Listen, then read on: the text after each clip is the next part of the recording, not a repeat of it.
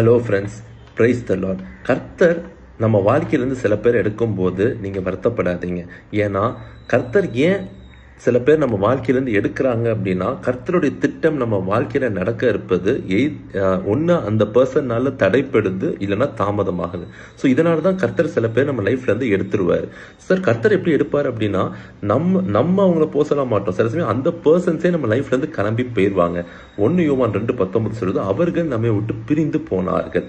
So கர்த்தரே என்ன பண்ணுவார், அவங்கள நம்ம லைஃப்லேருந்து எடுத்துருவார். எப்படி மோசே பார்வட்டு சொல்லுவார்ல, அவங்கள போக விடுங்க அப்படின்னு, அதை போல தான் நம்ம போக விட்டுருணும். சில சமயம் நம்ம என்ன பண்ணக்கூடாது, புடிச்சு வச்சுட்டு இருக்க கூடாது. புடிச்சு வச்சோம் அப்படின்னா கர்த்தரோட திட்டம் நம் வாழ்க்கையில தடை பெற்றும் இல்லைன்னா தாமதமாயிரும். இது ரொம்ப அழகான எடுத்துக்காட்டு ஆபிரகாமோட வாழ்க்கையில நம்ம பார்க்கலாம். ஆதியாகமம் 11:31 கர்த்தர் ஆபிரகாம் எங்க கானானுக்கு போக சொல்லி அழைக்கிறார். ஆனா ஆபிரகாம் அவங்க அப்பா அவங்க குடும்பத்திற்கு எல்லாரையும் கூட்டிட்டு போவார். ஆனா என்ன நடக்கும் அப்படின்னா, கானான் போற வழியில ஆரான் அப்படிங்கிற ஊர்ல அவங்க தங்குவாங்க. அங்க தங்குனவங்க அங்கேயே செட்டில் ஆயிருவாங்க. கர்த்தர் அழைச்சதோ கானானுக்கு, இவங்க போற வழியில ஆரான்ல கம்ப்ளீட்டா செட்டில் ஆயிடுறாங்க எல்லாரும்.